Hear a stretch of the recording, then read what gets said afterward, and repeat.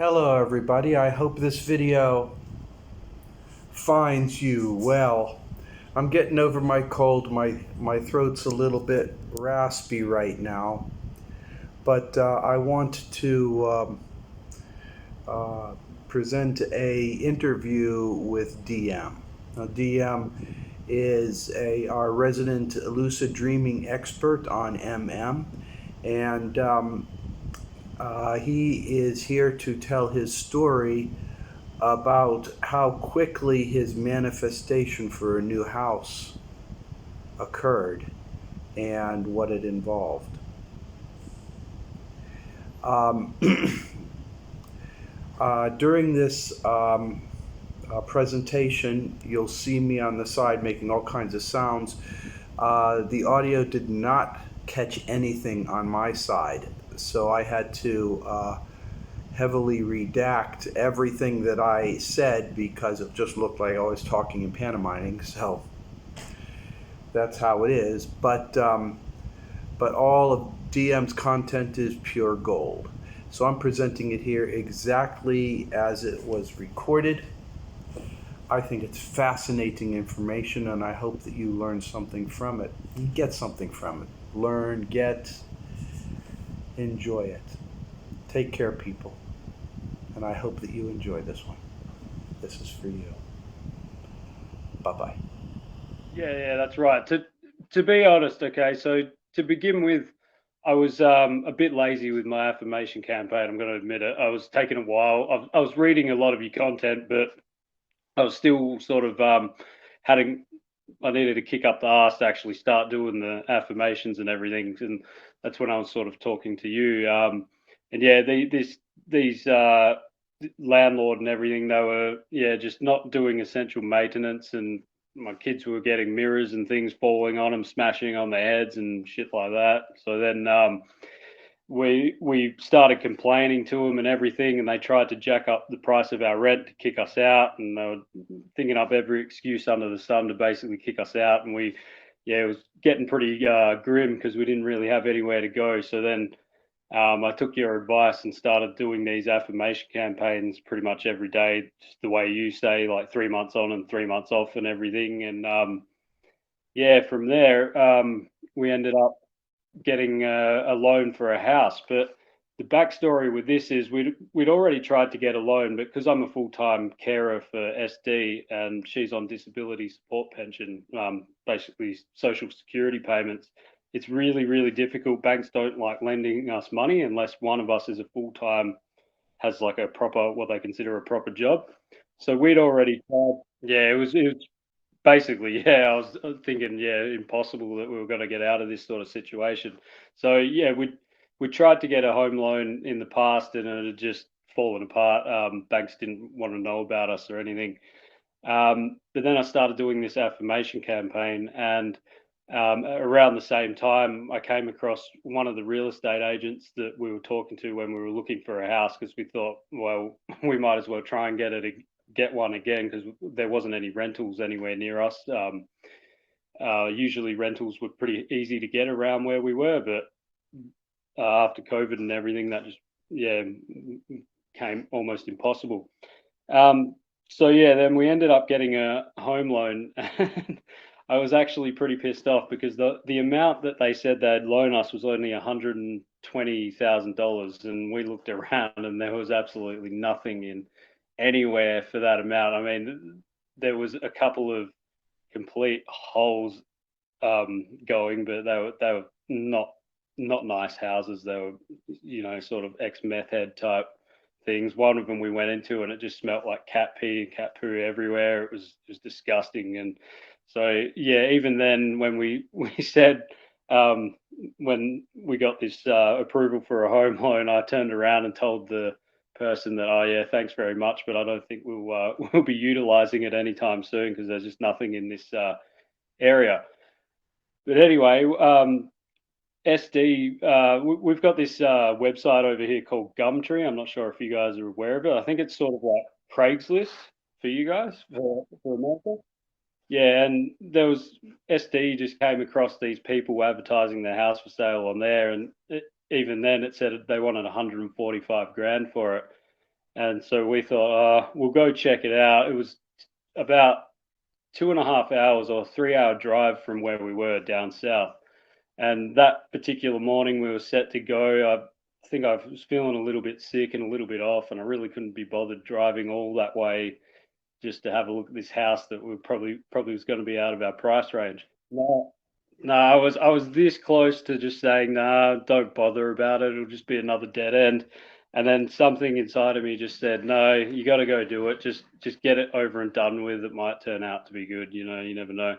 So we all hopped in the car that morning, and we'd already told this guy that we were going to come have a look a few weeks earlier, and yeah, and then we sort of ended up stuffing him around because we did actually all my children got sick that week, so we couldn't actually come down. And around that time as well, I was also looking at this other house, and we were pretty dead set on that. And it was even further away. I think it was about 4 hours drive or something. And I was that desperate that I was at the point where I was just going to put an offer on this place without even having seen it. And someone swooped in right at the last second, and they took that property. They offered cash and everything, and obviously we couldn't get that one. So yeah, when this other place 2.5 hours away popped up, we thought, oh yeah, so we jumped in the car and went down have a look at it.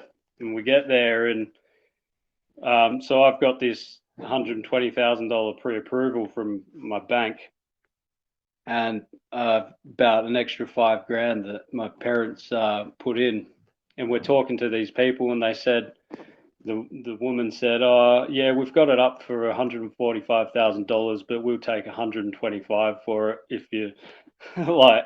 And that was exactly right on the line. Like, we didn't even mention to begin with that was our budget, but she just said that out of nowhere, and she said, "Oh, yeah, and you can have all of our furniture and everything like that," because they were, yeah. Well, that's the funny thing, because there's a lot of little things that I noticed that had popped up in this affirmation, and other people sort of like my dad and that say, "Oh yeah, it's just coincidence or whatever." But when I was living in Chidlow, our rent was ridiculous. Like, we were getting, I think about I was getting like 800 a week, and no, sorry, 800 a fortnight, maybe a little bit more. I think it was about 900 a fortnight, and I was paying 880 a fortnight, so I'd have about $20 left over, like pretty much nothing, man. And and when you're at that point, like, even just little things that you need, like if you want to go get something from the hardware store, it becomes pretty much fucking impossible trying to get the things. Like, I'd be doing like 3D printing and stuff like that with my CNC machine, and I'd need like a new set of calipers, um, a new drill or whatever, and these things were just impossible for me to get. So they were the sort of things that I guess you could say I was desperately wanting or needing, and I'd been needing them for quite a while, but I just sort of put them in the back of my head. They weren't necessarily in my affirmations, but they were something that, oh yeah, if I could have these things, that'd make my life a little bit easier, sort of thing. So, and another thing as well, we went on a holiday just before we actually moved to this place. It was in November. Um, it was basically SD's mum paid for it all, and she got sick. It was for her birthday. She got sick the day before she was supposed to go up there, so we just went up there instead without her. And they had these recliners there in this house we were staying at. It was like an Airbnb, and they were really nice recliners. They had like electric. You push a button, and then sort of the footstool thing would come up. Like, they were probably worth a couple of $1,000, leather and everything. And I said, "Oh man, it'd be really good if we had had our own." And believe it or not, it made its way into the manifestation. Part of the furniture that these guys left us is one of those pretty much exact same recliners. Got the leather button and everything. Pops up nice. Yeah, a nice blue couch. What else did they leave us? They left us a dishwasher, a washing machine and dryer. Um, to Scotland. Yeah, Scotland. They were a Scottish couple. Yeah. yeah, they left us two king size beds that had all the linen and everything on it. It was pretty much like they just up and left everything, and the shed, two sheds full of tools and equipment. Like I got my drill that I wanted, I got my set of calipers that I wanted. Exactly, yeah, and that's another thing that I wanted, and I should point out the actual things that I put in my affirmation was I wanted a house close to where myself and my family like to go on holidays. And if you knew where we are in Western Australia, this is literally the camping capital of the world. I didn't even realize it until we moved down here, but we've got camping spots everywhere around here. Yeah, just you take your pick. Yeah, yeah, yeah, definitely. We're like right on in the camping central, and yeah, and what gets even more crazy with this is that my um, grandmother actually used to live down here, and Dad was telling me stories of how he used to come down and basically visit her and stuff. And the house that she was in is still in the family. Someone in the like a distant relation owns it, and they're just literally around the corner to me. But the weird thing as well is there's a guy down the road that's got the same name as me as well. And yeah, so every time I go down to the post office, it's yeah, like the exact same name. It's pretty spun out. And another thing with that as well is that I remember you saying don't put money in your affirmations because it always stuffs up and you never get it. So I was being a bit cheeky with it, and I thought I'm going to do this anyway just to see what happens. So I said I wanted some real gold and real silver. And you know what actually happened? These guys left us a big bowl, a clay bowl. So it's been like clay fired, and it's just full of change of gold and silver coins. It's like I think about $50 worth of the gold and silver. But the even crazier thing about that is I flipped over the bowl, and it's no shit. The guy that made the bowl has the same last name as me as well. So so how's that? Yeah, it's just a coincidence as well. Yeah. And sorry, can I just stop you there for a second? I've literally just been writing that in my book that I'm working on. There's that time is an illusion. So yeah, go and silver. Yeah, it's literally like a little. Yeah, I call it my leprechaun pot because it's literally like a little. I'll go show you in a minute. It's literally a little pot of this gold and silver coins, and yeah, I couldn't believe it. Like having my name on it, same last name.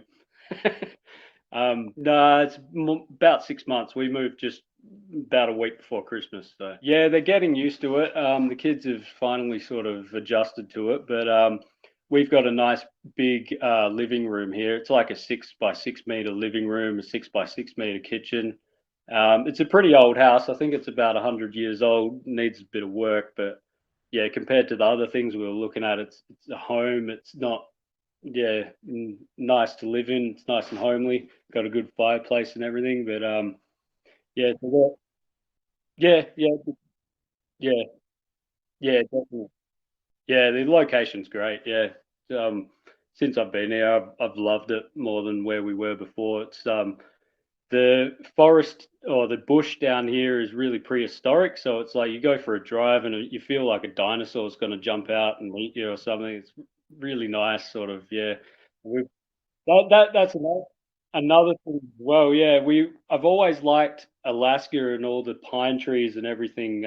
All the pictures I see of there, and I always had like this sort of longing to go and visit there one day. And literally, you drive not even 2 minutes up the road. We've got this little nice river, and it's that perfect scene out of Alaska that I've always wanted to visit. It's just a pine plantation right on the river, and you drive past it and you look at it, and it's just absolutely beautiful. But yeah, and another thing as well was I've got a really crappy block over in Tasmania that I bought. I haven't actually been to it. SD's been to it, but yeah, I was thinking of selling it because it's not really very good. We got it pretty cheap. Yeah, definitely. Yeah, but yeah, the reason I got it was because it was apparently near a river over there, and I wanted to go trout fishing and everything. But where we are now, I didn't even realize the river that's literally probably a kilometre or 2 kilometres away from us is full of trout, full of redfin perch and everything. So I've got, yeah, literally everything. Yeah, it's pretty good. Pretty good, but because yeah. Do you mean like the bad ones, or I can't think of any at the moment. But what another? I'll try and think while I'm talking, but I wanted to get to another part of the manifest. Another part that happened. Yeah, no, all good, all good. SD as well. Part of my what I had in my affirmations was for her because she does quite a bit of painting, and yeah, so part of the affirmation campaign was for her to basically, get go somewhere with her painting sort of thing. And when we were back in this other place we were living at, she entered this competition. I suppose this is sort of one of those things you're talking about. She entered this art competition in Tasmania. It's called the Glover Award, and apparently it's a very prestigious award. But they take submissions from people all over the world and everything. We hadn't heard anything about back from them or anything, so we just assumed she hadn't got into it and that sort of thing. After we moved here, in around about March, she got an email saying that she actually got into that as one of the finalists. Now, there's only 40 finalists that get into it. She was one of 40 people out of several 100,000, I think, that got into this thing. So, um, yeah, yeah. So we were pretty pretty impressed with that. Yeah, and that was definitely part of the manifestation that I wanted to happen for her. And yeah, um, yeah, and apparently her painting, it was over there, it sold within like 5 seconds of this opening. Or so yeah, I put her on a plane and sent her over there, and told her to yeah have a good time and everything. Oh yeah, I'm still doing them. I've just started back up. I think like 3 days ago because I was doing the dwell period. But yeah, I've I've got yeah, no, I'm basically just trying to land a publishing contract at the moment for some of my fictional stories that I'm doing. So yeah, it's sort of revolving on that. Yeah, I was actually really surprised how quickly it all sort of just like you're saying, like that bang bang bang bang sort of thing. Yeah, I was expecting yeah probably at least another year or something before I'd start noticing it. But you mean helps with the manifestation? Yeah, I think it does. Like as you know, as my readership knows, I'm big on the whole magic thing. I've been into that sort of world for most of my life, just with all the studies and everything that I did on it, and I think that is definitely getting into the same area. Like the whole point of what people like Aleister Crowley and all these other people involved in these hermetic societies were doing was trying to manifest their own reality through what they called magic. Um, so yeah, with lucid dreaming, I think it offers a way to implant that I guess that thought or that intention directly into your subconscious, because you can actually go, I've done it before, you go in and you can stuff around quite a bit with what's inside your head. So if you're directly planting the seeds in there, I think definitely it has a it can have a profound effect. Did I specifically do it? No, I wasn't lucid dreaming enough to be able to go in and sort of do that. But once I do get my abilities back, because I think it's more to do with having kids, to be honest, and not getting enough time. Proper rest, yeah, exactly. Once I do get them back, and I'm pretty sure that they will come back, I'm going to experiment with trying to, yeah, go in and plant these seeds directly in there to see how it all goes. But yeah, definitely. Just while you're there, I did remember one of the ripples. So you mentioned in your writings about it in to put in a little I guess a tell or something. So you yeah, telltale. So my telltale was I had two of them. I wanted to eat banh mi Vietnamese rolls because we had this place close to where we were that was really, really good banh mi Vietnamese rolls, and I was a bit annoyed that we were moving away from there. And the other one was this particular flavor of vanilla cookie butter ice cream, because we also had an award-winning ice creamery down the road, and they just decided they were going to close shop, but they were going to still distribute their ice cream around the place. So we get to this this new house, which is 2.5 hours away from our old one, and I've got this banh mi thing. And we go down the road, and there's this little Vietnamese shop, and they do all these different Vietnamese foods, and they have banh mi Vietnamese rolls, and we go in there and we order them, and I never put anything in about the quality of them. So these things tasted like shit. they were they were not good, but I got my banh mi Vietnamese rolls, so I couldn't complain. But unfortunately, they weren't. Yeah, and the ice cream as well. It turns out there's an ice creamery just in a town sort of a couple of k's down the road, and they are being supplied by this same ice creamery that was back up that closed shop. Yeah, pretty much. Yeah, so yeah, there were a few hiccups, but they got there in the end. Yeah, for sure. Yeah, just stick with the campaigns. I know to begin with, it's sort of your head sort of gets a bit muddled, and it gets a bit hard to sort of externalize what you're saying and everything. But once you do it after about a week, I found that it just comes sort of naturally. Like, I'm not one that likes talking to myself out loud that much, but yeah, after about a week, you get over all that, and you get into a momentum. Yeah, it does. Yeah, definitely. Yeah, and once you get past that sort of sticking point, and you just keep up with it every day, and yeah, that's what I did. 3 months, and then 3 months stopped, and then 3 months on again, and yeah, worked pretty much exactly how you said it would. Yeah, it's good to talk.